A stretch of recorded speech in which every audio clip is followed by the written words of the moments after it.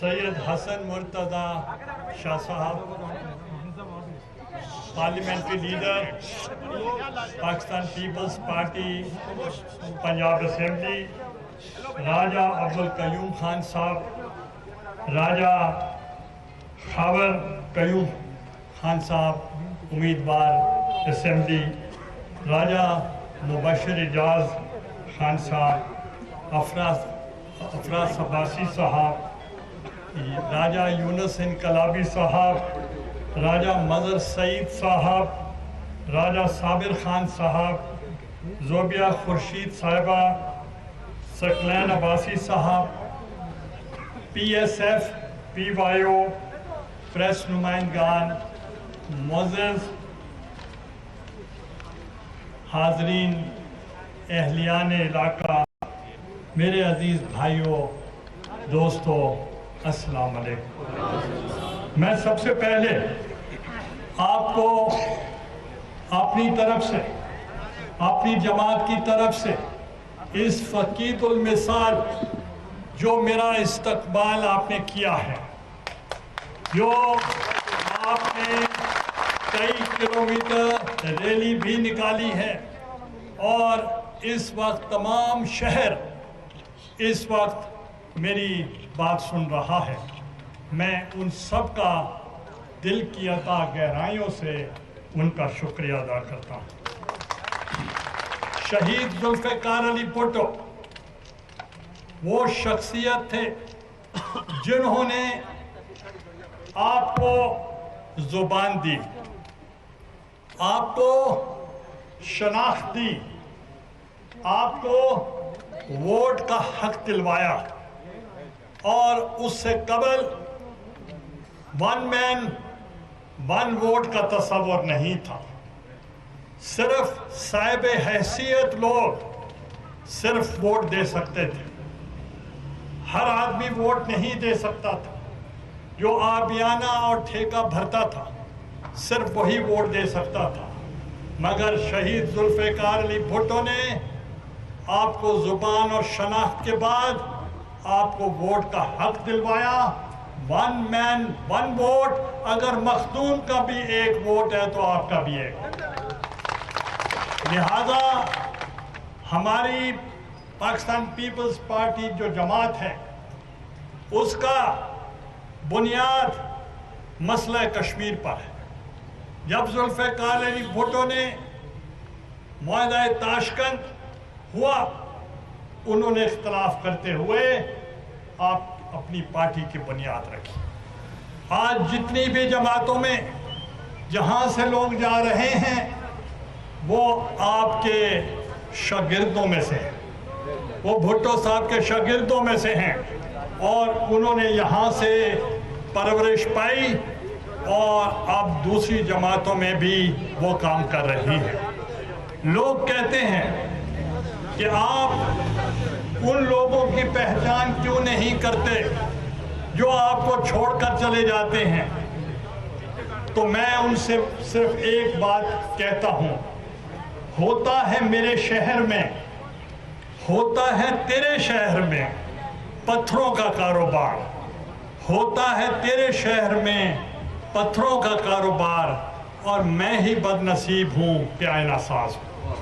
اس لیے ایک لیڈر چلا جاتا ہے، ہم دوسرا لیڈر بنا لیتے ہیں، وہ چلا جاتا ہے، ہم تیسرا لیڈر بنا لیتے ہیں۔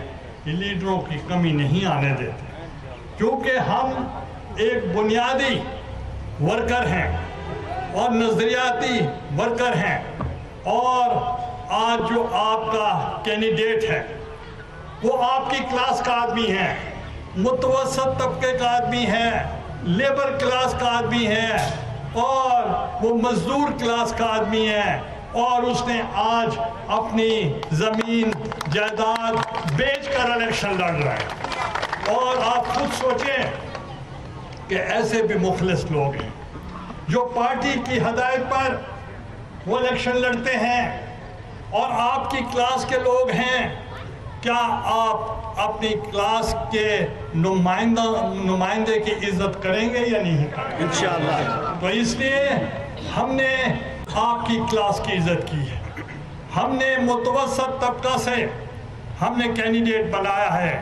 پیپلز پارٹی ہی وہ جماعت ہے جو اقلیتوں میں سے، خواتین میں سے اور ہاریوں میں سے اور لیبر کلاس میں سے وہ نمائندگی ہمیشہ دیتے رہے ہیں. اور میں آج آپ کو بتانا چاہتا ہوں، بھٹو، شہید ذوالفقار علی بھٹو جب شملہ کانفرنس میں گئے اور اس وقت اندرا گاندھی وزیر اعظم سے مذاکرات کیے، بہت مشکل حالات تھے، بہت مشکل ترین حالات تھے. ہم نے 90,000 قیدی بھی رہا کروانا تھا اور اپنے ملک کے جو حصہ قبضے میں تھا وہ بھی چھڑانا تھا. تو اندرا گاندھی نے کہا، بھٹو صاحب، ہم یہ لائن آف کنٹرول کو ہم تسلیم کر لیں، یہ کشمیر آپ کا، وہ کشمیر ہمارا. ذوالفقار علی بھٹو نے کہا کہ مجھے منظور نہیں ہے. انہوں نے نہیں مانا. اس لیے آج ان کا نواسہ بھی کہہ رہا ہے ہمیں کشمیر کی تقسیم نامنظور. میرے عزیز ساتھیوں، آپ نے دیکھا کہ اس کے بعد محترمہ بے نظیر بھٹو شہید صاحب آئیں. وہ وارث بن کے آئیں، کشمیر کی وارث بن کر آئیں، اور انہوں نے اس وقت کے حریت آل پارٹیز حریت کانفرنس کے جو نمائندہ تھے ان کو انہوں نے بڑی عزت و احترام کیا، اور مشاورت کے بعد فیصلہ ہوا کہ 5 فروری کا دن یوم کشمیر منایا جائے گا. یہ جو تحفہ تھا یہ محترمہ صاحبہ نے آپ کو دیا تھا. اس کے بعد حریت کانفرنس کے جو عظیم لیڈران ہیں ان کو بے نظیر بھٹو شہید قدر کی نگاہ سے دیکھتے تھے. ہم بھی ان کو قدر کی نگاہ سے دیکھتے ہیں، جنہوں نے آپ کی آزادی کے لیے بے پناہ قربانیاں دی. ان لیڈران میں سے میں سید علی شاہ گیلانی، میر وائز عمر فاروق، سید شبیر شاہ، یاسین ملک صاحب، پروفیسر بٹ، برہان وانی، ان کی خدمات پر خراج تحسین پیش کرتا ہوں. بطور ذوالفقار علی بھٹو اور بطور محترمہ بے نظیر بھٹو شہید جو کشمیر کاز کی وارث تھیں، ہم ان وارثوں کے قدر کے نقش قدم پر چلتے ہوئے آپ کو، کشمیری بھائیوں کو، بہنوں کو، بچوں کو، بزرگوں کو یہ یقین دلانا چاہتے ہیں کشمیریوں کی جدوجہد جو ہے وہ فراموش نہیں کی جائے گی. ہم ان کی آواز بن کر پوری دنیا میں جیسے ذوالفقار علی بھٹو نے کیا تھا، جیسے بے نظیر بھٹو نے کیا تھا، جیسے آپ بلاول بھٹو کر رہے ہیں، ہم بھی آپ کے کشمیریوں کے وارثوں کی طرف سے ہماری آواز بھی آپ کی آواز ہو.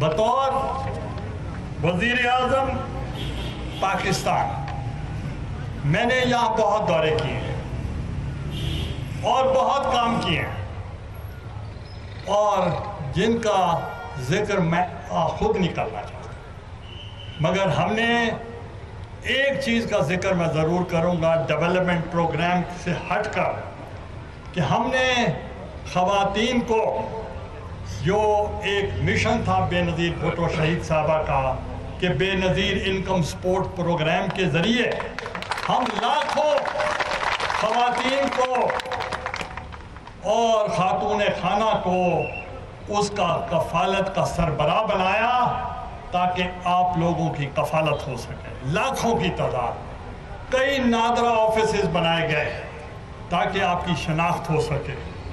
اور میں جو 15 اگست 2019 کو جو انڈیا نے اور مودی نے آرٹیکل 370 اور 35A کو ریپیل کیا، ہم اس کو کنڈیم کرتے ہیں، ہم اس کو مسترد کرتے ہیں.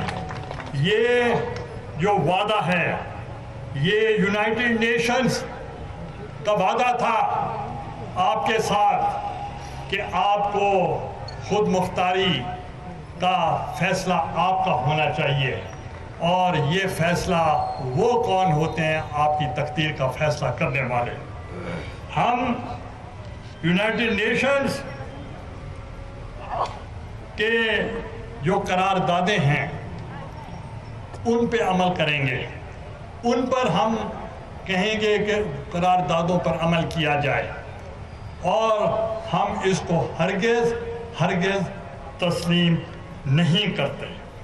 اور جو ہندوستان نے کشمیریوں کے ساتھ وعدہ کیا تھا کہ ہم آپ کو حق دیں گے، انہوں نے وعدہ خلافی کی ہے.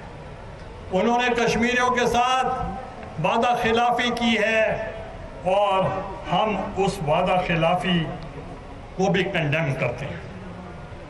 اور جو بھٹو صاحب نے اپنا کردار ادا کیا، ہم اس کا موازنہ آج جو اس وقت پاکستان میں کچھ لوگ ان کا ذکر کرتے ہیں، مجھے موازنہ کرانا بھی ان کے ساتھ شرم آتی ہے.